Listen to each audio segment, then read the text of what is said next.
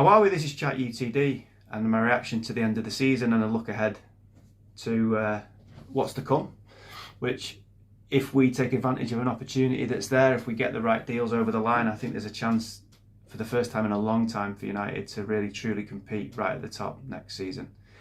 We've ended this season strong by beating Brighton 3-0. I didn't see the game at the time. I'm not going to do player ratings. I've watched most of it back. Bruno obviously beat the assist record, or is outright the most assists that's ever been done in a Premier League season, which is fantastic for him. The second goal was a really good goal. You'd be forgiven for thinking that's a bit of a knockabout exhibition type goal, friendly game goal, pre-season goal. But Brighton had a lot to play for, so it's a really good goal, one-touch football, lovely stuff. Nice and simple, but also really, really effective. Love goals like that. And when we were 3-0 up, still quite a long way to go, I wouldn't have been surprised if we'd have made it hard work for ourselves, but we managed the game very, very well. And it gives us great momentum at the end of the season, a real feel-good factor. I think we've won, since losing to Leeds, I think I'm right in saying we've won 5 games out of 6. It's either 5 games out of 6 or 4 games out of 5, and drawn the other one away at Sunderland. And I said after the Leeds game, we could implode, and we've done the complete opposite. It's a really strong end to the season. And thinking about statistics, 71 points, which, as I've mentioned on here, for me was quite significant because we've not broken that 70-point mark too often. I think that's only the 4th time since Ferguson retired that we've done it. 71 points, that's 29 points more than last year. But also, we've accrued 36 of those points under Michael Carrick in 17 games. That's extraordinary. When you consider that last season we got 42 points, we're only 6 points off getting the entirety of last season's points total from 17 games under an interim manager. It's more than any other team's got in the same period in the Premier League. So it's a real strong end to the season. It's a real feel-good factor. And as I've said previously, it's over to the board, it's over to the ownership. Do you have the appetite? And are you competent enough to go and get the deals done that we need, that can undoubtedly take us into a different realm next season if we get them done? As I said in the previous video, spend between 250 and 270 on 2 fullbacks, 3 midfielders and a backup striker. Now we need 2 players for every position, and that won't do it, what I just suggested there. But given the context of the quality of this league, with Guardiola leaving, I said it before Guardiola was leaving, I don't think City are that good, but they're going to really struggle without him. They're going to have a massive hangover. I wonder, Enzo Maresca won the championship with Leicester, so maybe they've gone for a guy with championship experience with 115 on the horizon. But either way, they're going to struggle. Liverpool,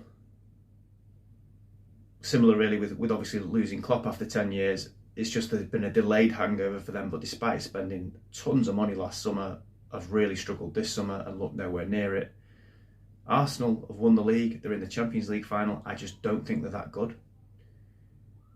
And then you look at potential other contenders. Newcastle are nowhere near it. Chelsea are a complete basket case. Villa are a very good side with a very good manager. I just don't get the impression they're going to be a team that will be up there right at the very, very top. So I think there's a United-sized hole waiting to be filled, but you've got to go and you've got to have the appetite and the level of competence to do it. So that's a big question for the board, isn't it? If we get those players in that I mentioned, I think we've got a chance, but that's a big if. I mean, that's an if on the level of you're 3/4 of the way up Everest, and you're saying we've got a chance of completing this, if the weather holds off, if I don't succumb to hypothermia, if I can find that next anchor point, if I've packed the right gear because I haven't checked my bag. That's the level of if we're talking about here. Because I don't trust these owners as far as I could throw them.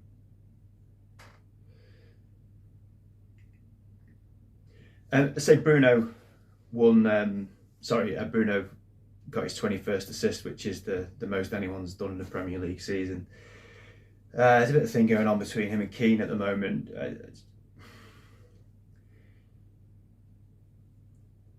Keane said something last week where he's misquoted Bruno, so he's made a mistake. But the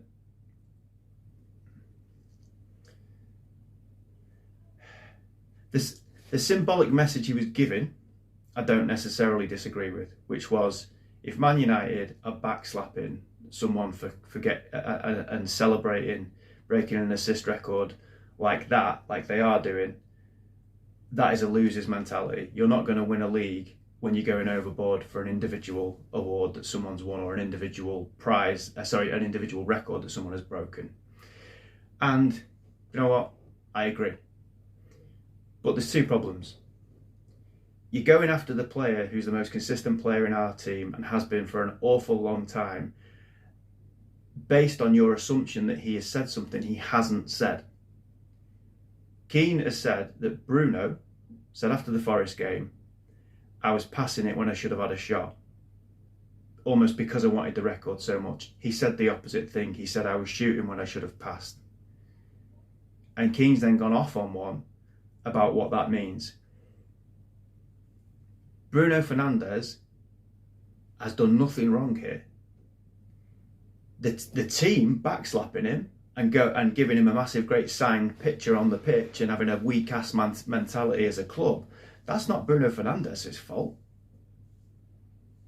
He's never put personal accolades ahead of winning things for the team, and he's never implied that he would, or that that's anything like his character.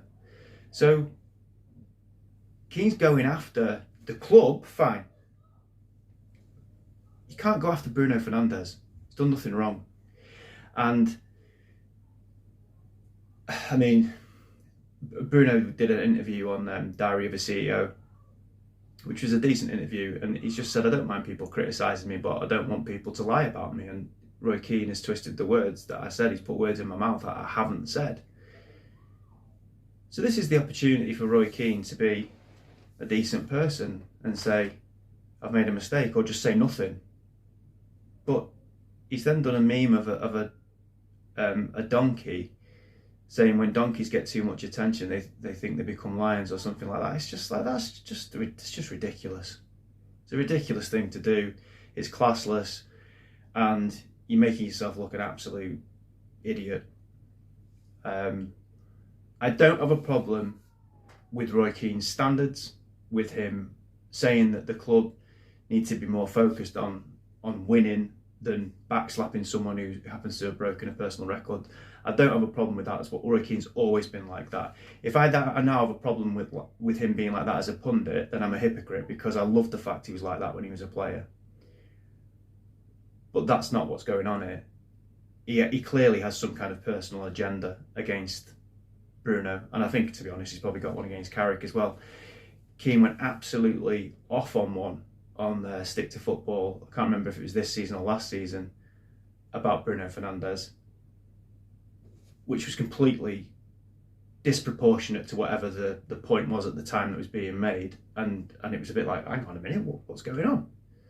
Why is he so angry? So it seems like there is a bit of a vendetta there.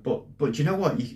United have got a plethora of players you can choose that I'd have no problem with you picking on or picking a fight with, because as much as we've had a decent season this year, I've said it lots of times before, I always look at ability, but I also look at the majority of our squad. I look at, do we have that player? Do they have the mental, emotional, psychological, and physical wherewithal to play for a club like Manchester United? Do they meet that criteria? And there's a vast majority of those players, to be honest with you, that I'd say no, they don't. You can't say that about Bruno Fernandes. The man is absolute class. He's done nothing wrong. And also deserves recognition, albeit it can go too far. He does deserve recognition for getting 21 assists in a Premier League season, because it's never been done before. So he's done something that's unprecedented. The Premier League has been in existence for 33 years. So he's done something that no one else in 33 years has done. No, it doesn't mean you win a Premier League, but it is absolutely worthy of note. So that's my thoughts on that anyway. Moving forward, it's all about pre-season now, isn't it? It's all about getting those deals done, and obviously focus for those of us that care about it shifts to the World Cup as well. Just in terms of the next few videos, I'm gonna do like a season review. I'll probably put that together over the next week and upload it maybe next week, I would have thought. I have uploaded loads of my top fives. I just need to. Sorry, I have recorded. Did I say that? I have recorded a lot of the top fives. I need to upload them. So I'll do a few of them in the next week or so. The next one's going to be strikers, and then beyond that, unless we sign players or anything else significant happens, I don't just do videos for the sake of it. There's no point. So when the Euros were on, I only did it through this channel. I kept obviously. Through ChatUTD, I was covering England throughout the Euros in Euro 24.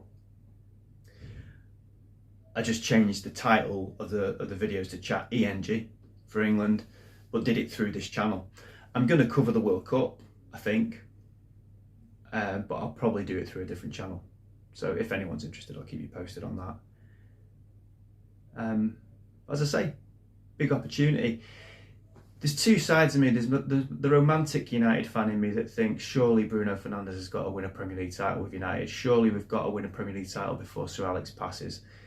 But then the more pragmatic, common sense, some would say cynical side of me thinks what I've always said: United aren't ever going to win a Premier League with this ownership. I just think so poor is the rest of the league that almost despite this ownership, there is an opportunity that with even semi-competent owners, you've got a real chance here. So as I said, it's over to them. It's on them. And I think everyone knows that now. I'd love Carrick to be our version of an Arteta, and become this great manager with us. Nothing would please me more. But he needs a lot of support to do that. And it's over to the board. He's done his bit. They've got to support him now.